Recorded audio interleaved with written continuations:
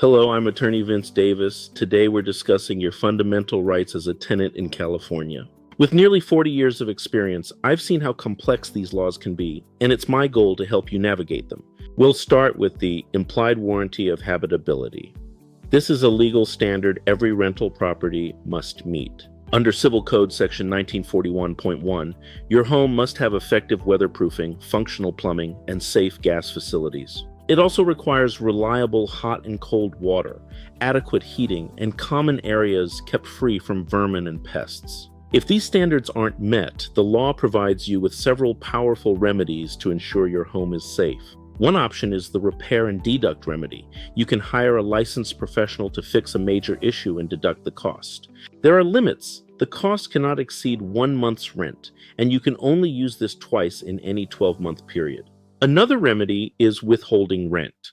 This is used when a unit's value is significantly reduced due to habitability issues. However, this carries legal risks. It's crucial to document everything and ideally consult with an attorney first. Timing is everything.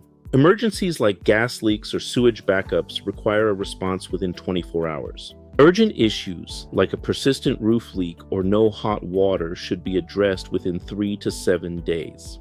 For standard repairs like slow drains or broken window latches, the landlord typically has up to 30 days to respond.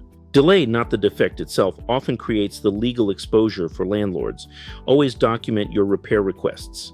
Now let's talk about security deposits. Significant changes took effect on July 1st, 2024 under Assembly Bill 12. For most landlords, the security deposit is now strictly capped at just 1 month's rent, regardless of furniture. There is an exception for small landlords who own no more than 2 rental properties totaling 4 units or less.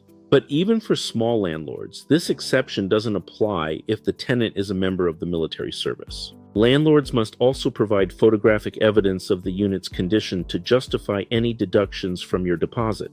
Under AB 2801, they can't charge for professional carpet cleaning unless it's to restore the unit to its move-in state. Next, we cover the modern eviction landscape. California's just cause rules protect most tenants after 1 year. Senate Bill 567, effective April 2024, tightened the rules for no-fault evictions to prevent fraudulent activity.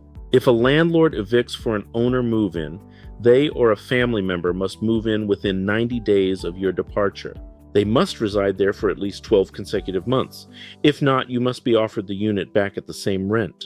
For evictions based on substantial remodeling, the work must require you to be out for at least 30 consecutive days. The landlord must also provide you with copies of the necessary permits along with the eviction notice. Another critical update for 2025 is Assembly Bill 2347, which affects the time you have to respond to a summons. You now have 10 business days rather than 5 to respond to an unlawful detainer summons. Use this time wisely. Let's discuss rent control. California has a 2-tier system, the statewide cap and local city ordinances. Under the Tenant Protection Act, annual rent increases are generally limited to 5% plus the local consumer price index. The absolute ceiling for any increase is 10%, ensuring tenants are protected from massive sudden hikes in their rent. Cities like Los Angeles, San Francisco, and Oakland have even stricter rules, often limiting increases to 3% or less. Note the 15-year rule. Buildings constructed within the last 15 years are exempt from the statewide rent cap. Also, the Costa-Hawkins Act prevents local cities from applying rent control to most single-family homes and condos. If your rights are being violated, you can file a lawsuit for rent reduction, repair costs, and even punitive damages. For cases up to $12,500, small claims court is an accessible option to seek justice without a jury. In extreme habitability cases, you may have the right to vacate the unit and treat the lease as terminated.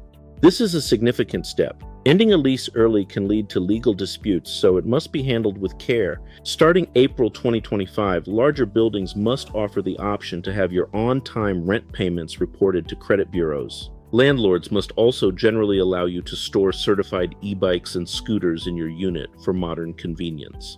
Crucially, it is illegal for a landlord to retaliate against you for exercising your legal rights as a tenant.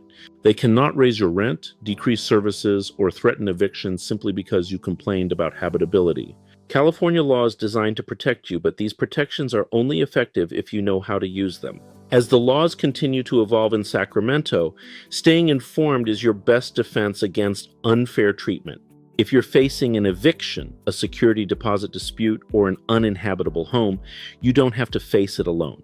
My team and I are here to provide the experienced legal guidance you need to protect your home and your rights. Remember, your landlord has a legal obligation to maintain your unit and follow the law. Don't settle for less. If you need help today, please reach out.